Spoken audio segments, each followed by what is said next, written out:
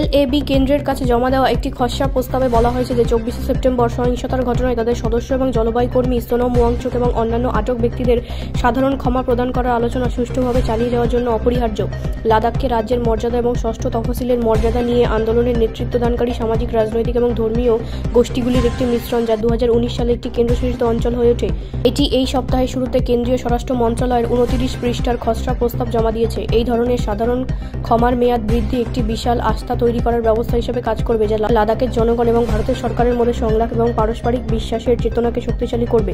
এই ধরনের নিরাময়কারী হাতের পদ্ধতি নিশ্চিত করবে যে লাদাখ সর্বদা সেই শান্তিপূর্ণ স্থান হিসেবে পরিচিত থাকবে যার জন্য এটি পরিচিত ছিল। খসড়ায় বলা হয়েছে, ওয়াংচুককে কঠোর জাতীয় নিরাপত্তা আইনের অধীনে অভিযুক্ত করা হয়েছে এবং জেলে পাঠানো হয়েছে।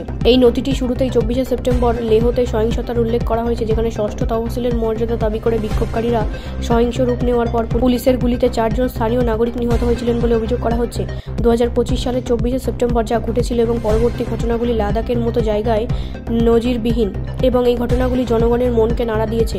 গত বহু বছর ধরে লাদাখিদের আচরণ এবং তাদের শান্তিপূর্ণ প্রতিবাদের পদ্ধতি বিবেচনা করে আটক সকল ব্যক্তিকে নিঃশর্তভাবে মুক্তি দেওয়া এবং তাদের বিরুদ্ধে মামলা প্রত্যাহার করা গুরুত্বপূর্ণ। খসড়ায় বলা হয়েছে, এই মুহূর্তে লাদাখকে ষষ্ঠ তফসিলের সুরক্ষা সম্প্রসারণ এবং সংবিধানের 371 অনুচ্ছেদের অধীনে যথাযথ সাংবিধানিক সুরক্ষা সহ পূর্ণ রাজ্যের মর্যাদা প্রদান গুরুত্বপূর্ণ। এই কথা জোর দিয়ে খসড়ায় বলা হয়েছে যে এই দাবিগুলি পুরনো শান্তি পুনরুদ্ধার এবং আস্থা তৈরিতে আরও সাহায্য করবে। খসড়ায় বলা হয়েছে যে প্রস্তাবগুলি 22শে অক্টোবর লাদাখি নেতাদের এবং একটি উচ্চ ক্ষমতা সম্পন্ন স্বরাষ্ট্র মন্ত্রণালয় কমিটির মধ্যে এটি আরও আলোচনার জন্য গঠনমূলক কাঠামো তৈরির জন্য একটি সমঝোতা অনুসারে।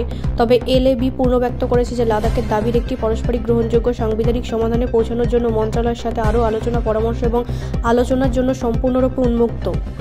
ব্যুরো রিপোর্ট, রাষ্ট্রীয় প্রসার বাংলা।